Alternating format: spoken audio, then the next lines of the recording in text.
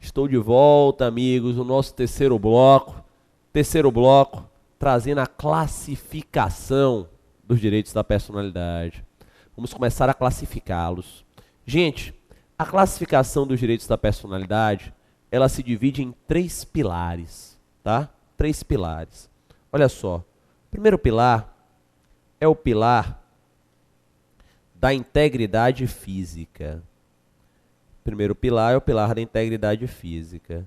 O pilar da integridade física, gente, que tem aí como componentes a proteção do corpo vivo, corpo morto e da autonomia do paciente. Corpo vivo, corpo morto e autonomia do paciente. O segundo pilar é o pilar da integridade psíquica ou moral. E o pilar da integridade psíquico-moral tem imagem, privacidade,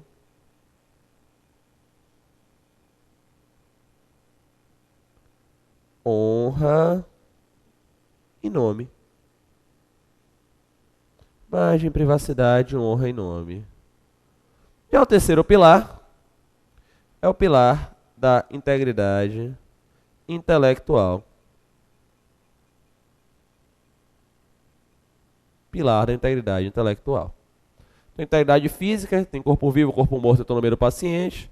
Integridade psicomoral, imagem, privacidade, honra e nome. Integridade intelectual. Mantém um pouquinho na tela, Maísa, para a galera copiar. Integridade física, corpo vivo, corpo morto, autonomia do paciente. Integridade psicomoral, imagem, privacidade, honra e nome. E integridade intelectual. São os 3 pilares. Nós iremos, por óbvio, analisar um por um, tá? Vamos analisar um por um, começando do começo. Pilar da integridade física. Pilar da integridade física. Pilar da integridade física, gente, como o nome mesmo diz, autoexplicativo, visa proteger o corpo físico, né? Visa proteger o corpo físico. É o pilar da integridade física.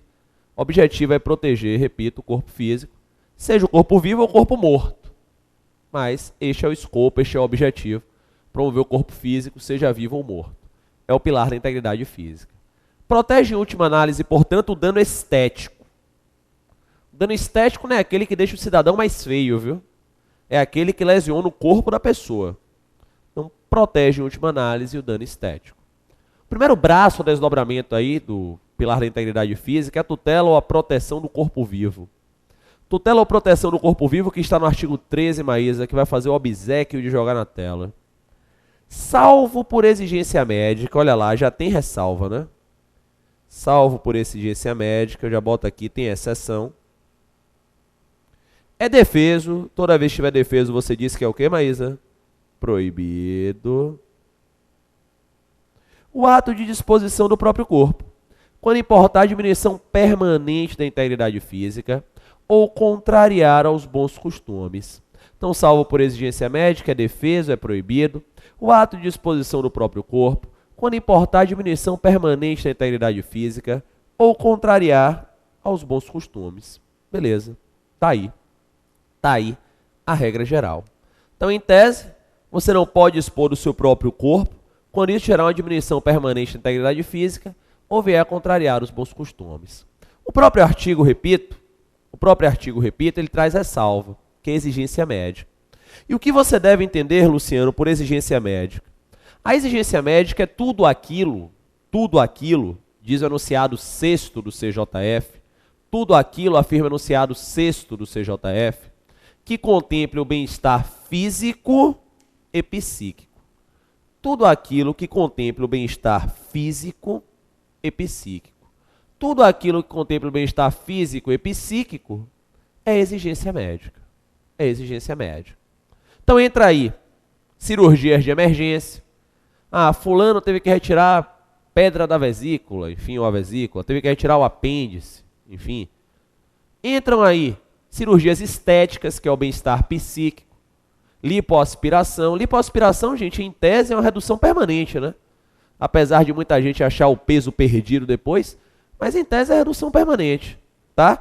Então, entra aí na questão da exigência médica. Urgências, questões estéticas, transplante de órgãos. Você pode doar órgãos em vida, transplante de órgãos. Você pode doar órgãos em vida. Tudo isso aí entra na exigência médica. Sobre a questão do transplante de órgãos, a doação de órgãos em vida, o tema é tratado pela Lei 9434 de 97. Lei 9434 de 97, que é a Lei de Transplante de Órgãos. Lei de Transplante de Órgãos, ela possibilita, sim, que você doe órgãos em vida. Para tanto, porém, os senhores terão que respeitar alguns limites. Alguns limites haverão de ser respeitados. Joga na tela. Primeiro, só pode transplantar gratuitamente. Meu amigo, vender órgãos no Brasil não dá, tá? Ah, não, que eu tava precisando de uma grana, vendi meu rim. Porra, não pode. É proibido. O Brasil entende, nós, o ordenamento jurídico brasileiro entende, que há certas coisas que não têm valor econômico, né? Não tem preço. Para todas as outras existe o Mastercard, na verdade, mas há certas coisas que não têm valor econômico. E órgãos é uma delas. Não dá para você vender um rim, um pedaço do fígado, enfim. Segundo limite aí, Maísa, joga na tela. Só pode transplantar órgão dúplice ou regenerável, renovável. Só pode transplantar órgão dúplice ou renovável porque o transplante é em vida. A ideia é que você entre vivo no transplante e saia vivo de lá, não é verdade? Então só pode ser órgão dúplice ou regenerável, porque você dará seus órgãos, repito, em vida. Terceiro limite aí, você pode escolher o beneficiário. Pode escolher o beneficiário. É plenamente possível a questão do Cefaz Rio de Janeiro 2009 GV, que você escolha o beneficiário. É plenamente possível. Plenamente possível. Se você realizar um contrato desrespeitando um destes requisitos, o teu contrato é nulo. Não dá para você fazer um contrato de compra e venda de rim no Brasil. É nulo. Ele é nulo por conta desses limites da Lei 9434 de 97. A hipótese será de nulidade absoluta por conta da Lei 9434, repito, de 97. Haverá nulidade absoluta. Ok? Beleza? Por isso, gente, como você pode escolher receptor numa doação de órgãos em vida, que vez por outra você vê essas reportagens na televisão, né? O cidadão doou o rim para a irmã, né? Ou ainda medula, enfim, para um irmão, até porque a compatibilidade familiar é muito maior. Até aquele filme que a cidadã gera um novo filho para ser doadora da medula do outro. Vocês serviram? Como é o nome mais do filme? Amor a toda prova, eu acho. Né? Pense no filme Chororô do início ao fim. Mas enfim, né? Não estou aqui para falar de coisas tristes, mas sim de coisas boas. Então, vou avançar e vou agora à tutela do corpo morto. Que também não é uma coisa boa, né? Mas eu tenho que tratar. Tutela do corpo morto. Artigo 14, Maísa. Joga na tela. É o segundo pilar da integridade física. Olha lá. É válida, com objetivo científico ou altruístico, à disposição gratuita do próprio corpo, no todo ou em parte, para depois da sua morte. Então você pode, desde que de forma gratuita, com finalidade científica ou altruística, dispor do teu corpo.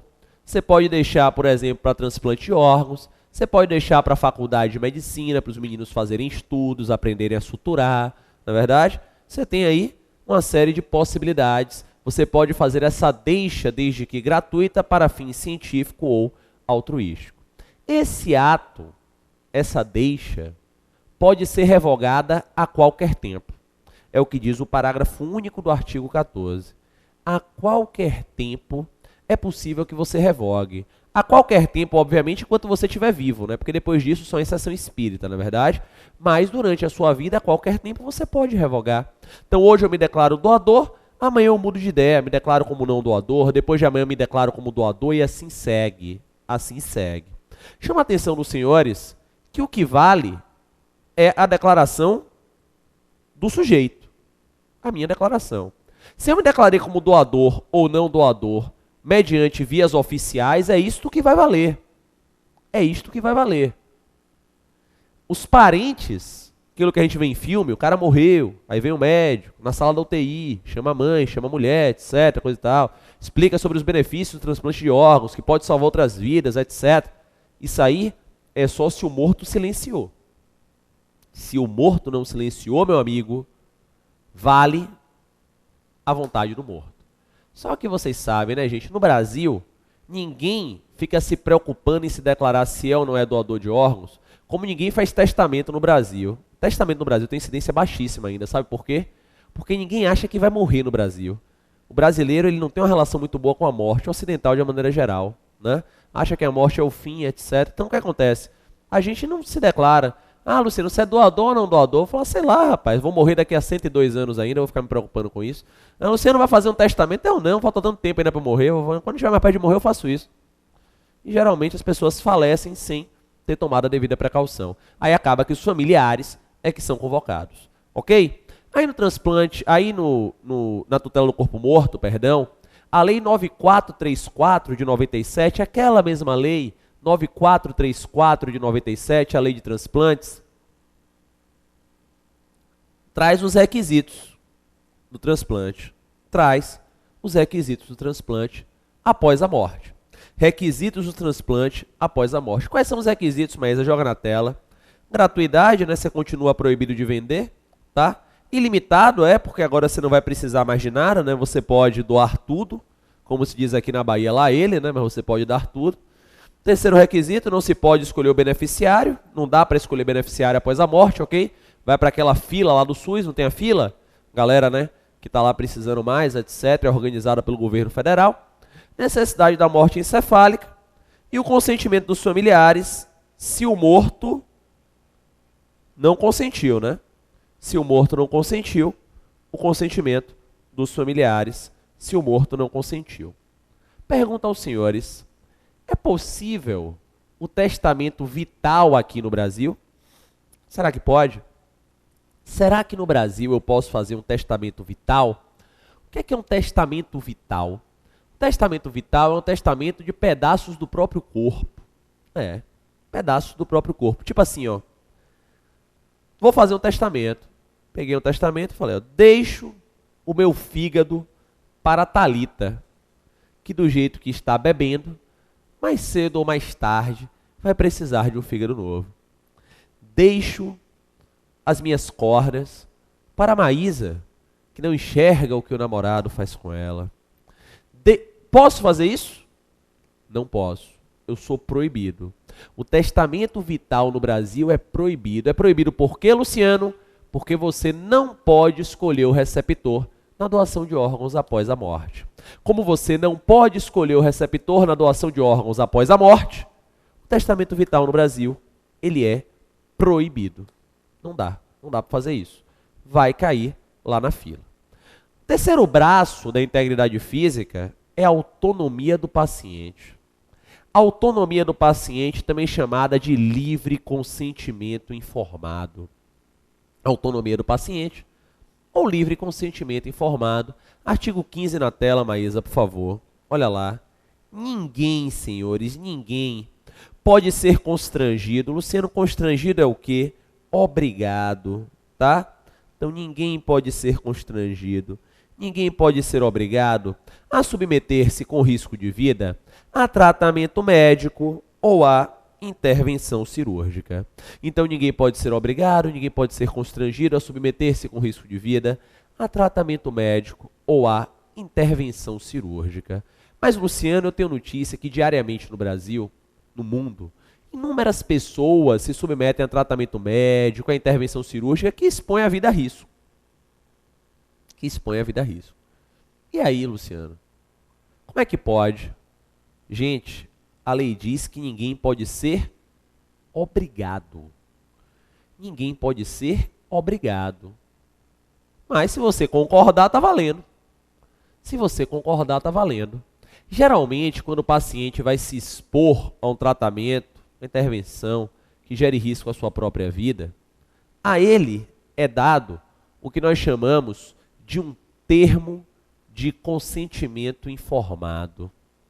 Termo de consentimento informado. a ele é dado esse termo de consentimento informado. E esse termo de consentimento informado, que é conferido ao paciente, traz as informações acerca do tratamento e a concordância do paciente. Informações e concordância. Então, o que acontece? Você tem um consentimento informado. Então, você precisa submeter a um tratamento. O médico vai sentar, vai lhe informar acerca do tratamento, e você, paciente, de forma autônoma, com independência, vai o quê? Consentir. De forma autônoma, com independência, você vai consentir. É a autonomia do paciente ou livre consentimento informado. Autonomia do paciente ou livre consentimento informado. Tranquilo, gente? Beleza? Estão aí as regras basilares. Claro que toda regra tem exceção, né, gente? Tem exceção. Se o cidadão morre e não morre, não dá para... não, espera ele melhorar para pegar o consentimento informado. Pô. Vai ter que intervir. Vai ter que intervir. Toda regra tem exceção, tá? Estou tratando aqui das hipóteses nas quais é possível você trazer, colher tal assinatura. Beleza? Pois bem, vencido... Opa, fiz alguma coisa aqui, mas consertei. Vencido o pilar da integridade física, mas joga na tela. Já vi corpo vivo, já vi corpo morto, já vi a autonomia do paciente, já venci o pilar da integridade física. Eu avanço agora ao segundo pilar. Integridade psíquica ou moral, começando com a imagem. Integridade psíquica ou moral, começando com a imagem. E o que é a imagem? A imagem são as características identificadoras de uma pessoa. Imagem são as características identificadoras de uma pessoa. Esta é a imagem. Características identificadoras de uma pessoa. A imagem se subdivide em 3 espécies. Imagem retrato, imagem atributo, imagem voz. Imagem retrato, imagem atributo e imagem voz. A imagem retrato é a fotografia do cidadão. A imagem retrato é a fotografia, é o pôster da pessoa. Fotografia é o pôster da pessoa. Vocês estão diante da minha imagem retrato. Como já disse aqui, não é lá grande coisa, é que Deus me deu, mas é a minha imagem retrato. É a fotografia, é o pôster. Estou olhando ali no retorno a minha imagem retrato. Minha fotografia, meu pôster. Beleza. Fulano é bonito. Cicrano é linda. Imagem retrato. Fulano é horroroso. Cicrano é feia. Imagem retrato. Já a imagem atributo é um qualitativo social. A imagem atributo, amigos, é um qualitativo social. Como assim um qualitativo social? Fulano é um cara gente boa, porra, leal, honesto, tudo bem. Cicrano não presta. É um qualitativo social, é uma imagem atributo. Observem, os senhores, que imagem retrato e imagem atributo não caminham juntas. Não. Não necessariamente. Podem ser dissociadas. Não caminham juntas. Imagine você está em casa hoje à noite, uma colega lhe liga, um amigo lhe liga. Fulano, tô ficando com cicraninha, enfim. A gente vai sair hoje, ela vai levar uma amiga, pensei em você colar também, para fazer esse duque, como a gente diz aqui em Salvador, né? Fazer esse duque aí, né? E aí, tá afim? Você, ato contínuo, vai fazer aquela pergunta que eu sei que você vai fazer. Ela ou ele é bonito, é feio, como é o esquema? Se o cidadão lhe responder de lá, é gente boa, tome cuidado. É gente boa, tome cuidado. É gente boa significa que a imagem de atributo é muito boa, mas a imagem de retrato, meu amigo, ó, deixa a desejar. Como pode acontecer o inverso. Tem pessoas que são lindas fisicamente, aparência belíssima. Você conversa 2 minutos com o cidadão, com a cidadã e tá doido pra matar e ir embora. Fica feio. Tem, acontece. Imagem retrato sensacional, imagem atributo inexiste. Então não caminham juntas. Além da imagem retrato e da imagem atributo, nós temos ainda a imagem voz.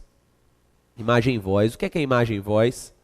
É um timbre sonoro identificador. Timbre sonoro identificador.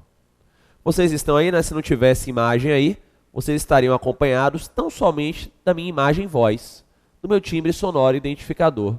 Há várias no Brasil, extremamente famosas, né? O Lombardi, por exemplo, era extremamente conhecido, veio a óbito. Aliás, eu só conheci o rosto do Lombardi, infelizmente, quando ele morreu, né?